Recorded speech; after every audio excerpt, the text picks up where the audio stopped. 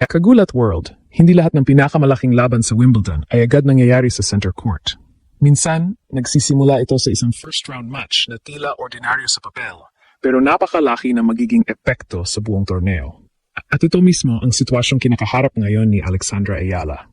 Habang halos lahat ng international media at tennis fans ay abala sa pag-usap tungkol sa posibleng blockbuster second-round showdown laban kay Serena Williams, ibang-iba ang mindset ni Alex. Hindi pa siya tumitingin sa susunod na kabanata. Ang buong atensyon niya ay nakatutok lamang sa unang hadlang, ang first-round match laban kay Renata Zarazua.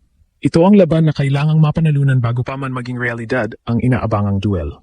Dahil sa opisyal na draw, nakatakdang makaharap ni Alex ang mananalo sa pagitan ni Serena Williams at Maya Joint kung magwawagi siya sa kanyang opening match. Kaya naman lalong umiinit ang excitement ng tennis world. Gayunpaman, malinaw na sa Grand Slam, walang madaling laban. Isang pagkakamali lang ay maaring matapos agad ang kampanya ng isang seeded player. Matapos ang kanyang napagandang grass court season at pagiging number 29 seed sa Wimbledon, marami ang naniniwalang kaya ng makipagsabayan ni Alex sa pinakamahusay sa mundo. Ngunit ang pinakamalaking tanong ngayon ay hindi tungkol kay Serena Williams. Ang tanong ay kung may pakita ba ni Alex ang parehong composure, consistency at confidence sa kanyang unang laban. Kaya bago isipin ang isa sa pinakahihintay na posibleng laban sa Wimbledon, kailangan munang patunayan ni Alex na handa siyang lampasan ang unang pagsubok. At doon magsisimula ang tunay na kuwento. Sa tuwing may lumalabas na malaking pangalan sa draw ng isang Grand Slam, natural lang na doon mapunta ang atensyon ng buong mundo. At ngayong Wimbledon, isa ang pinag-uusapan ng tennis community. Ang posibleng second-round showdown ni Alex at Serena Williams. Isang racing Filipina star laban sa isa sa pinakadakilang manlalaro sa kasaysayan ng tennis. Ngunit habang abala ang media sa paggawa ng mga headline tungkol sa inaabangang laban, nananatiling kalmado at disiplinado ang kampo ni Alex. Ang dahilan, hindi pa tapos ang unang kabanata. Bago pa man maisip ang laban kay Serena, kailangan munang lampasan ni Alex ang isang napakahirap na unang assignment, si Renata Zarazua ng Mexico. Hindi ito simpleng opening round opponent.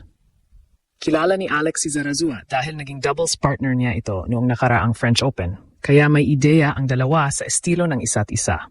Ngunit sa singles, ibang usapan na iyon.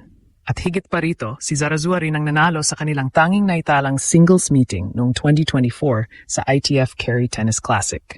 Ibig sabihin may dagdag na motibasyon si Alex na makabawi sa pagkataong ito. Sa kabilang bahagi naman ng draw, naghahanda si Serena Williams para sa kanyang inaabangang Wimbledon singles comeback matapos ang halos 4 na taong pagkawala sa Grand Slam singles competition.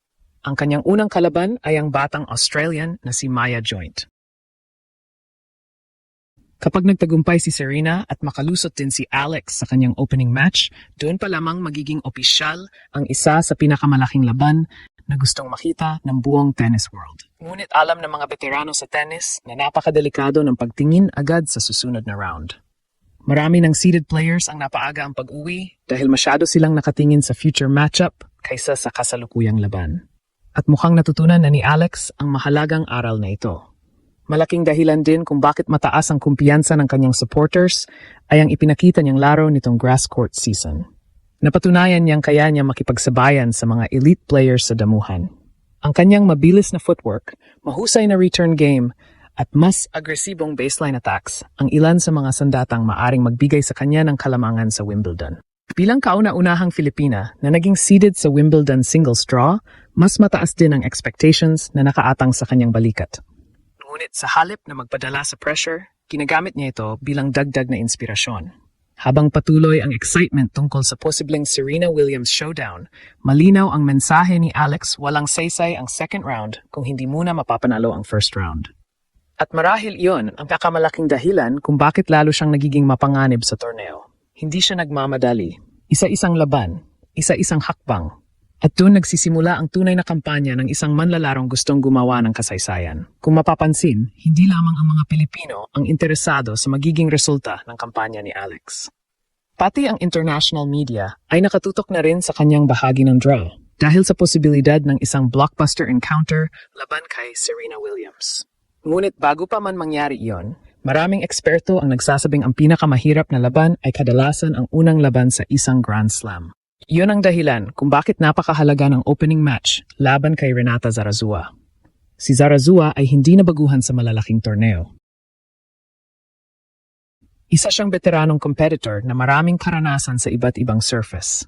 Alam niya kung paano pabagalin ang ritmo ng laro at kung paano pilitin ang kalaban na magkamali. Dahil naging doubles partner sila noon, maaring alam niya rin ang ilan sa mga paboritong patterns ni Alex. Kaya hindi ito magiging simpleng laban sa papel. Sa kabilang banda, malaking pagbabago rin ang nangyari kay Alex nitong nakaraang mga buwan. Mas lumakas ang kanyang serve, mas naging agresibo ang kanyang forehand, at mas kalmado na siyang magdesisyon sa mahahabang rallies. Ang maturity na ito ang isa sa pinakamalaking dahilan kung bakit naging seeded player siya sa Wimbledon ngayong taon.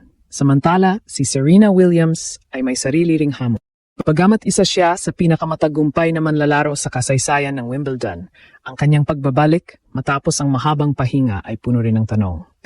Kailangan muna niyang malampasan ang batang Australian na si Maya Joint bago pa man niya maisip ang posibleng second round duel laban kay Alex. Mismong si Serena ay nagsabing layunin niyang i-enjoy ang kanyang pagbabalik kaysa maglagay ng sobrang taas na expectations sa sarili. Kaya sa kasalukuyan, dalawang magkaibang laban ang sabay na sinusubaybayan ng buong tennis world. Una, kung makabawi si Alex laban kay Renata Zarazua. Ikalawa, kung may pagpapatuloy ba ni Serena Williams ang kanyang fairy tale comeback. Kapag parehong nagtagumpay ang dalawa, isang makasaysayang second round clash ang posibleng masaksihan ng mga tennis fans.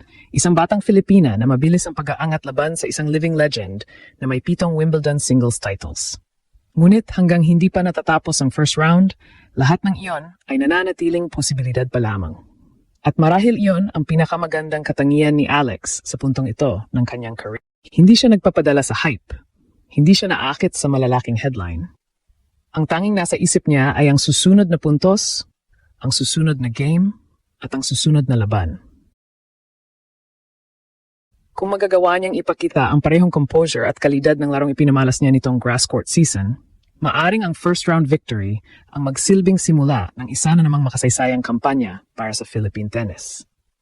At kapag nangyari iyon, saka pa lamang magiging realidad ang laban na matagal nang hinihintay ng buong mundo. Sa huli, malinaw na ang pinakamahalagang laban para kay Alex ay hindi ang posibleng second round showdown laban kay Serena Williams, kundi ang kanyang unang hakbang sa Wimbledon. Ang lahat ng hype, excitement at inaabangang dream matchup ay mananatiling posibilidad hanggat hindi niya nalalampasan ang unang hamon. Ngunit batay sa ipinakita niyang pag-unlad, disiplina at kumpiyansa nitong grass court season, marami ang naniniwalang handa siyang harapin ang pressure. Kung magtatagumpay si Alex sa opening round, hindi lang siya lalapit sa isa pang malaking laban. Mas lalo rin niyang mapapatunayan na karapat-dapat siyang kabilang sa bagong henerasyon ng mga elite tennis players.